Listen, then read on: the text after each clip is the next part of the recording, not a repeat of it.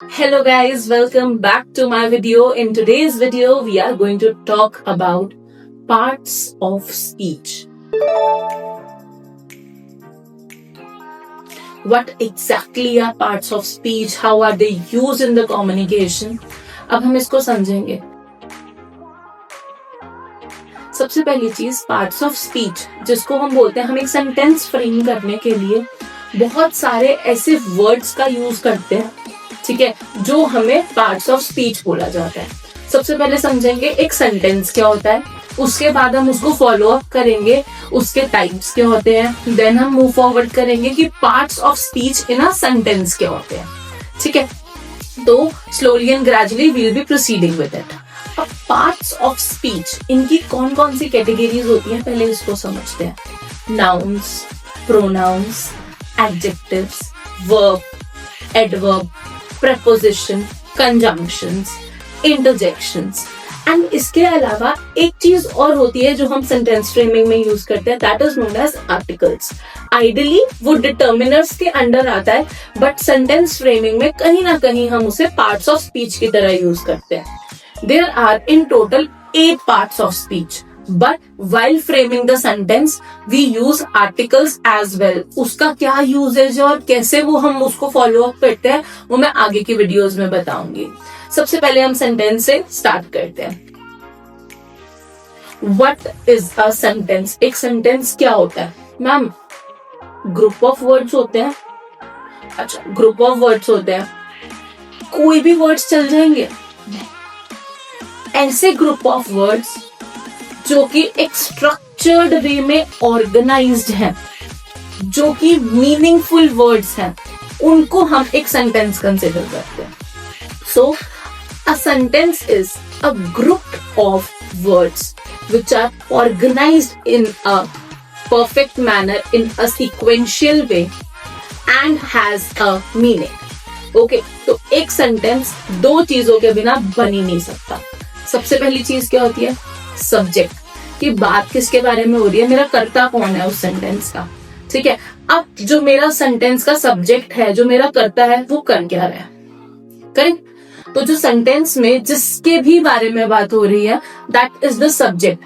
अब वो सब्जेक्ट क्या क्या हो सकता है उसके बारे में हम अभी आगे डिस्कस करेंगे, बट वो होता क्या है? दैट इज सेंटेंस का कर्ता, मेरा मेन वर्ड सेंटेंस का. फॉर एग्जाम्पल मैं बोल रही हूँ Faridabad is a city in Haryana, तो इस सेंटेंस के अंदर मेरा सब्जेक्ट क्या है? फरीदाबाद. अब मैं बोलना चाह रही हूँ इसके बाद next, it is located near Delhi, तो अब इसमें मेरा सब्जेक्ट क्या है? इट. फरीदाबाद भी मेरा सब्जेक्ट हुआ, इट भी मेरा सब्जेक्ट हुआ. तो a subject can either be a noun और अ प्रोनाउन. Noun, pronoun. अब ये नाउन एंड प्रोनाउन को अगर मैं आगे प्रोसीड करते हुए चलूं, तो ये सिर्फ नाउन एंड प्रोनाउन नहीं होता. Noun phrases, that is the city located near Delhi is Faridabad. तो the city located near Delhi, तो जो ये फ्रेज है जिसको हम नाउन फ्रेज के साथ रेफर करते हैं, this is also the subject. तो सब्जेक्ट क्या होता है? नाउन, प्रोनाउन और noun phrase. Second thing, that is verb. कोई भी सेंटेंस एक सब्जेक्ट और वर्ब के बिना नहीं बन सकता, ये मैं आपको ऑलरेडी बता चुकी हूँ. अब वर्ब क्या होती है? मेरा जो सब्जेक्ट है ना, वो क्या एक्शन परफॉर्म कर रहा है? वो बैठा है, वो उठा है, वो सो रहा है, वो जाग रहा है, वो कर क्या रहा है? चाहे वो फिजिकल एक्शन हो, चाहे वो मेंटल एक्शन हो. अब ये दोनों चीज तो हमें क्लियर हो जाती है क्योंकि हमने बचपन से सुना हुआ है ना, action words are called verbs. But इसके अलावा एक एलिमेंट और होता है, that is state of being, which showcases your you are living in this world. So that is something which comes up with it. For example, he is a boy. वह एक लड़का है. तो जहां पे मेरी एंड में वर्ब आ रही है, वह एक लड़का है. He is a boy. इसके अलावा हमारा कोई और वर्ब नहीं है इस सेंटेंस के अंदर. Is, am, are, was verb to be form के अंदर, स्टेट ऑफ बीइंग की कंडीशन के अंदर एज मेन वर्ब्स यूज होते हैं. और ये हमारे को बहुत ज्यादा प्रॉब्लमैटिक और बहुत कंफ्यूजिंग लगता है क्योंकि बचपन से is, am, are, was verb तो हेल्पिंग वर्ब्स होते हैं, हम ये सुन के बड़े हुए हैं.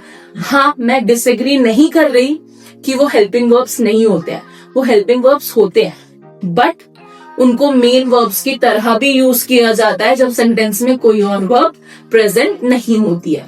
ठीक है, एक सेंटेंस के दो मेजर पार्ट्स होते हैं, that is subject and predicate. Subject क्या हुआ, हम ऑलरेडी डिस्कस कर चुके हैं, जिसके बारे में बात हो रही हो। तो पूरे सेंटेंस में जिसके भी बारे में बात हो रही है वो सब्जेक्ट हुआ, और बाकी रिमेनिंग पूरा सेंटेंस प्रेडिकेट कहा जाता है। अब जरूरी नहीं है कि सब्जेक्ट हमेशा फर्स्ट प्लेस पे ही आएगा, वो लास्ट में भी आ सकता है या वो मिड में भी आ सकता है। वो सेंटेंस फ्रेमिंग और सेंटेंस पोजिशनिंग के ऊपर डिपेंड करता है। नेक्स्ट थिंग जो हम डिस्कस करने वाले हैं, that is types of the sentence. Types of the sentences कौन कौन से होते हैं? Declarative, imperative, interrogative and exclamatory. These are the 4 types of sentences. ठीक है, सबसे पहले डिक्लेरेटिव, इनको असर्टिव सेंटेंसेस भी बोला जाता है। दीज आर द सेंटेंसेस जो कि यूजुअली फुल स्टॉप से एंड होते हैं when we are declaring something, when we are speaking something. Okay, so for example, I am a girl full stop, I am not a girl full stop. तो ऐसे sentences चाहे वो positive हो चाहे वो नेगेटिव हो, वो डिक्लेरेटिव या असर्टिव के केस में आते हैं। Get lost, come in, what are you doing, ये कैसे वर्ड्स हुए? ये वो वर्ड्स हुए जब मैं किसी को कमांड दे रही हूँ, मैं किसी से रिक्वेस्ट कर रही हूँ। ठीक है, तो जो हम किसी को कमांड दे रहे होते हैं, रिक्वेस्ट कर रहे होते हैं, ऑर्डर कर रहे होते हैं, इन सेंटेंसेस को हम बोलते हैं इम्पेरेटिव सेंटेंसेस।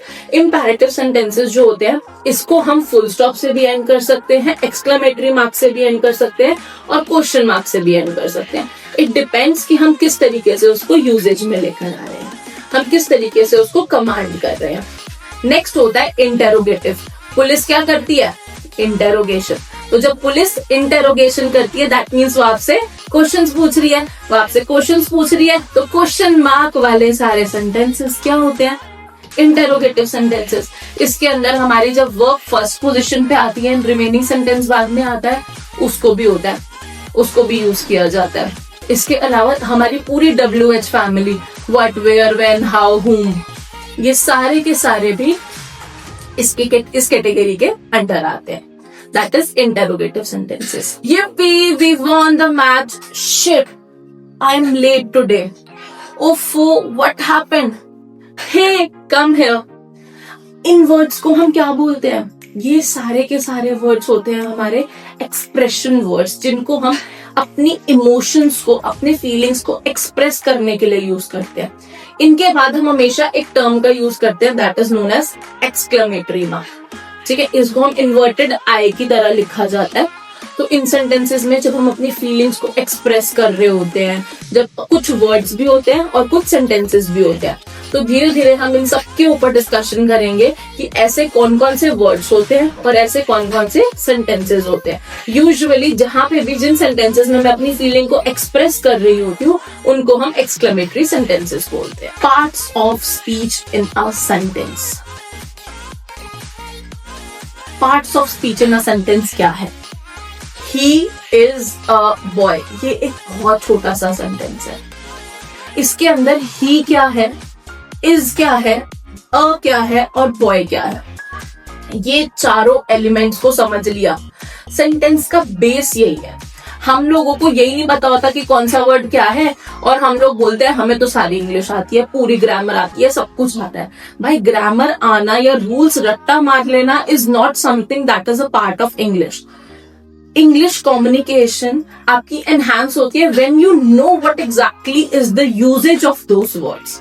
ठीक है, तो अब इस चीज पे हम ध्यान देते हैं। ही इज अ बॉय, ही क्या हुआ? प्रोनाउन। इज क्या हुआ? वर्ब। अ क्या हुआ? आर्टिकल। बॉय क्या हुआ? नाउन। अब ये इनके भी अंदर की सब कैटेगरीज होती हैं, उसके ऊपर बाद में जाएंगे, बट पहले हमें इस तरीके से वर्ड्स को समझना है। या स्क्रीन के ऊपर आपके सामने 5 सेंटेंसेस आ रहे होंगे, अभी की अभी वीडियो को पॉज करो, इन 5 सेंटेंसेस को सॉल्व करो कि इन 5 सेंटेंसेस में जो अलग अलग वर्ड्स हैं हम उन्हें इंग्लिश में क्या बोलते हैं, उसको कमेंट्स में फटाफट से लिखो ताकि आप लोगों को पता चले और मैं आपको खुद रिस्पॉन्स दूंगी कि वो आंसर्स करेक्ट हैं या नहीं है। ये सेंटेंसेस को करा, इसको ये आंसर्स करेक्ट है या नहीं है मैं तो आपको कमेंट्स में बता दूंगी, बट उससे पहले क्यों ना हम पहले समझें कि ये सारे के सारे पार्ट्स ऑफ स्पीच क्या होते हैं। इनके ऊपर मेरी डिटेल्ड वीडियोस भी आएंगी, स्लोली एंड ग्रेजुअली हम हर एक चीज पे वर्क करेंगे, बट आज हम इन शॉर्ट समझते हैं कि ये सारे वर्ड्स होते क्या है। ठीक है, सारे पार्ट्स ऑफ स्पीच क्या क्या होते हैं। सबसे पहले आते हैं नाउन। याद किया था ना बचपन में, name of person, place, animal and thing is called noun. ऐसे ही स्कूल में रोट लर्निंग चलती थी। नाउ तो things have changed, there are multiple new things that have come up in the school, but जब हम स्कूल्स में होते थे ना, तो हमें ऐसे ही ना वो रट्टा मरवाया जाता था, या जिसको हम रोट लर्निंग बोलते हैं, ऐसे लर्न करवाया जाता था, name of person, place, animal and thing. I don't disagree कि name of person, place, animal and thing noun होता है, but it is not just name of person, place, animal and thing, it is name of anything. दुनिया में किसी भी चीज के नाम को हम नाउन कहते हैं। Name of a feeling, name of an emotion, name of a state, किसी भी चीज के नेम को हम नाउन कहते हैं। अब इसके बहुत सारे टाइप्स होते हैं, बहुत कंफ्यूजन्स भी होती है, बट सबसे कंफ्यूजिंग क्या होता है, एब्स्ट्रैक्ट नाउन। मैम सारा समझ आ जाता है, सब कुछ कर लेता हूँ, एब्स्ट्रैक्ट नाउन नहीं समझ आता। क्यों नहीं आता? क्योंकि कभी हमने फीलिंग्स के नेम को, इमोशंस के नेम को समझा ही नहीं कि वो नाउन है। करेक्ट। आप एक ऑनेस्ट इंसान हो, you are an honest person, okay. What is the quality that is within you? That is honesty. तो जो ऑनेस्टी टर्म है, दैट इज एब्स्ट्रैक्ट नाउन। आपके अंदर क्या क्वालिटी है? Right now you people might be in your like different age groups. You might be a child, you might be a toddler, you might be a teenager, you may be I would say an adult. Okay, तो आप अपने life के किस stage में हैं? That is also name of a noun. That also comes under abstract noun. So ये चीज बहुत अच्छे से समझने वाली है. Next, जिस टॉपिक पे हम डिस्कस करने वाले हैं, that is pronoun. प्रोनाउन क्या होते हैं? प्रोनाउन आर वेरी सिंपल, जैसे कि नेम सजेस्ट, प्रोनाउन। ऐसे वर्ड्स जो कि नाउन की जगह पे यूज होते हैं। He, she, it, they, we, you, me, mine, his, her, him, ये सारे के सारे वर्ड्स क्या होते हैं? प्रोनाउंस। इन वर्ड्स को हम अलग अलग जगह पे यूज करते हैं, क्योंकि नाउन को भी हम दो पोजीशन पे यूज करते हैं, सब्जेक्ट प्लेस पे और ऑब्जेक्ट प्लेस पे। करेक्ट। तो सिमिलरली इनको भी हम डिफरेंट डिफरेंट पोजीशंस पे यूज करते हैं। तो words which are used in place of noun are known as pronouns. Next let's talk about adjectives. Adjectives क्या होते हैं? Adjectives are basically those words जो कि हमारे नाउन या प्रोनाउन को डिस्क्राइब करते हैं, क्वांटिटी को, क्वालिटी को। ठीक है, अगर इजी लैंग्वेज में समझना है तो जो वर्ड्स हमारे नाउन प्रोनाउन के बारे में बताते हैं कि वो कैसा है या वो कितना है, बेसिकली क्वांटिटी एंड क्वालिटी को डिस्क्राइब करते हैं, उनको हम एडजेक्टिव्स बोलते हैं। For example blue, red colours का नेम हो गया, वो बता रहा है कि वो किस तरीके का है। 1 2 3 4 कितने हैं, इस चीज पे भी डिपेंड करता है। टॉल, शॉर्ट, फैट, थिन, ये सारी क्वालिटीज को डिस्क्राइब कर रहे हैं, कैरेक्टरिस्टिक्स को डिस्क्राइब कर रहा है। तो ये सब के सब वर्ड्स हमारे एडजेक्टिव्स की कैटेगरी में आते हैं। Next let's talk about verbs.